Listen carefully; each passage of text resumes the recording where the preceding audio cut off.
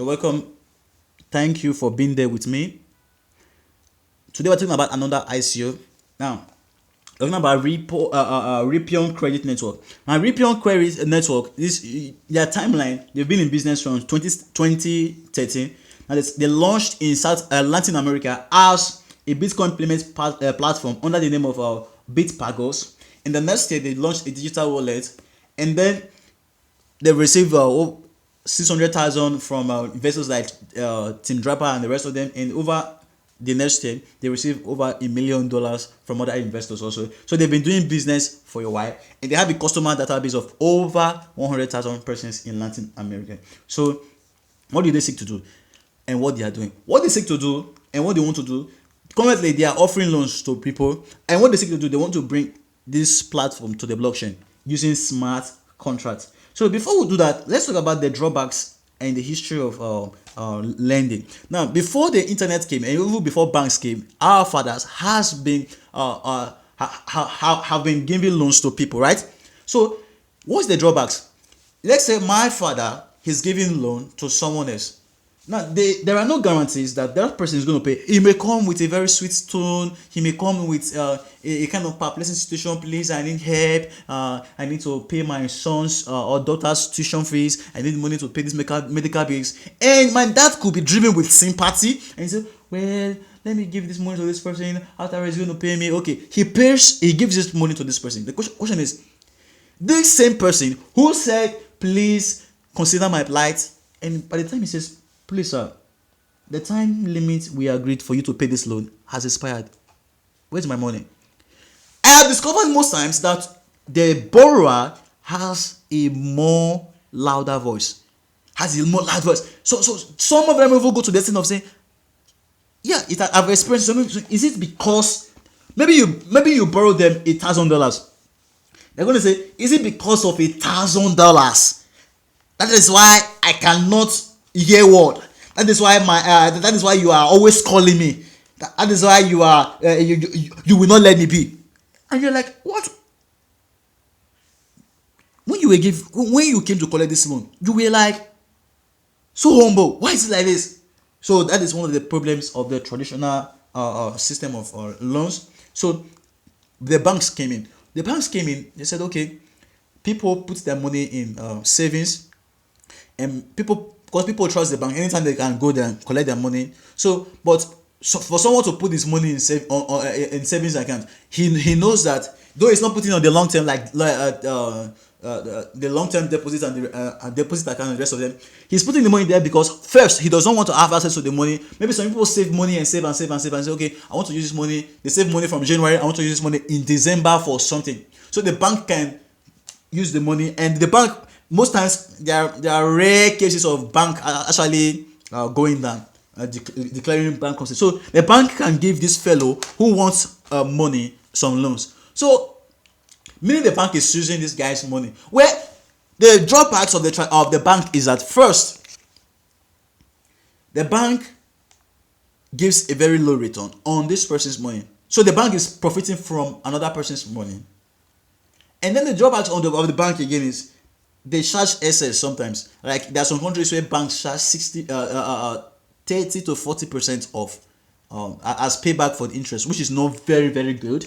So, but the banks have been very helpful because they help mitigate the issues of defaulting in payment. Well, that is a drawback. Now, the internet came. With the internet, people are literally able to communicate with one another.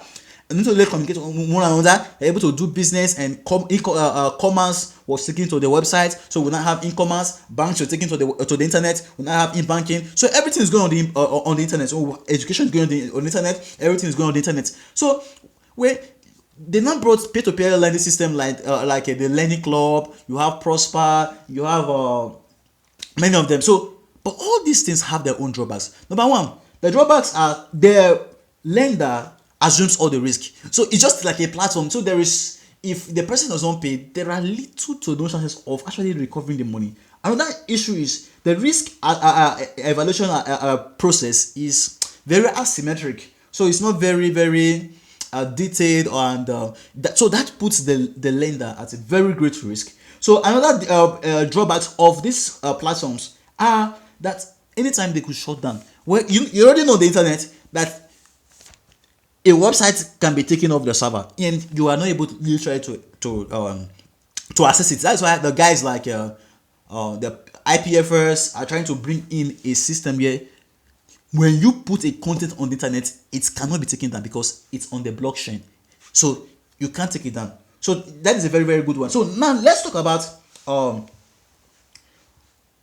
what this platform wants to do. Now what they want to do is, first let's go through history and see what they've been doing. They've been there from 2013, right? So being there from 2013, they've had businesses and they've done successfully. They've raised money and they've done all that things. In 2013, they launched a Bitcoin payment platform in Latin America. And the next day, they were able to launch a digital wallet where you can store, you can receive, and you can send Bitcoin payments and the rest, and you can buy Bitcoin and the rest of them.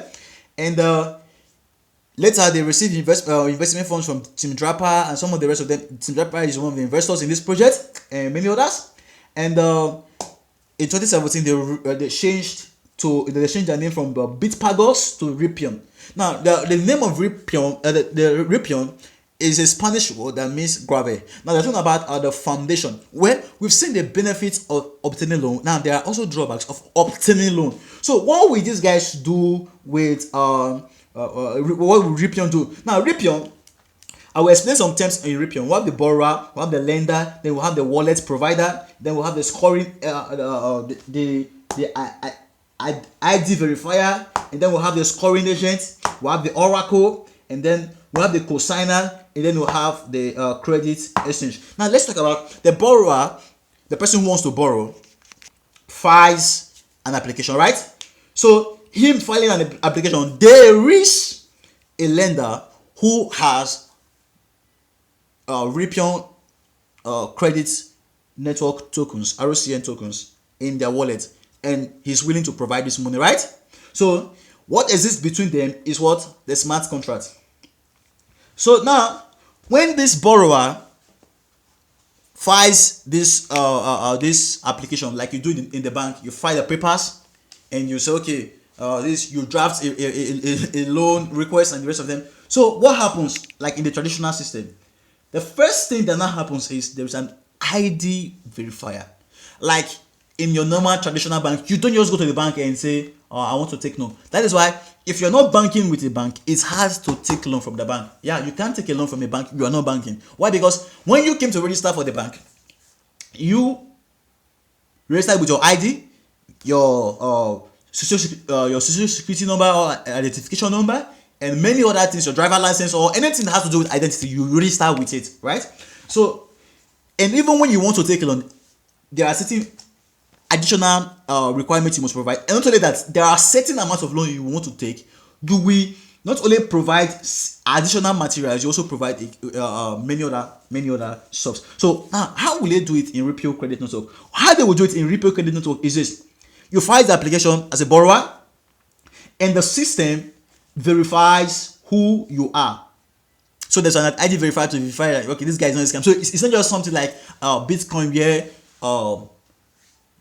you cannot verify who is there, where that is anonymous. No, though the verifier is an intermediary, right? And this intermediary does not give this information to the lender, and nobody knows about the information. So it's an information that is like this verifier it's like a vote that nobody can get access to. So once this lender gives the information to this intermediary, which is called the ID verifier, nobody gets access to it. It just verifies it and says, okay, you are good to go. He proceeds.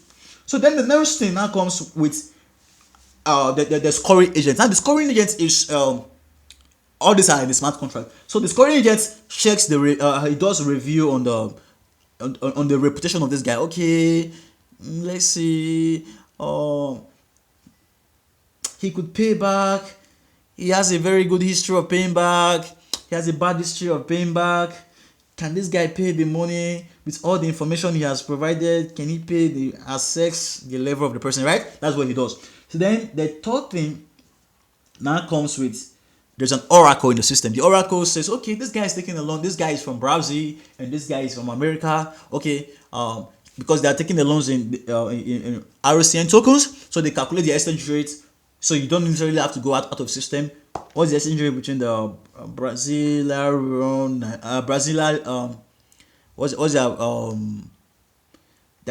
their currency, the Brazilian currency, and the US dollar? Sorry.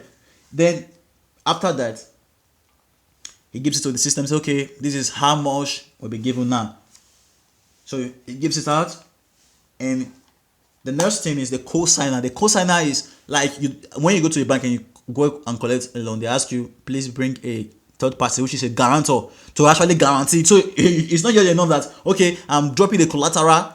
No, a guarantor to actually sign. So there's a cosigner in the system, and then the credit exchange is the platform where, okay, these tokens were sent from the lender to the receiver via RCN tokens, but this person needs to spend the money in either dollar or whatever currency they use. So the credit exchange is the platform where, okay, you can literally exchange from the RCN token to the fiat currency. So this is what they're up to do. Now let's look at their team.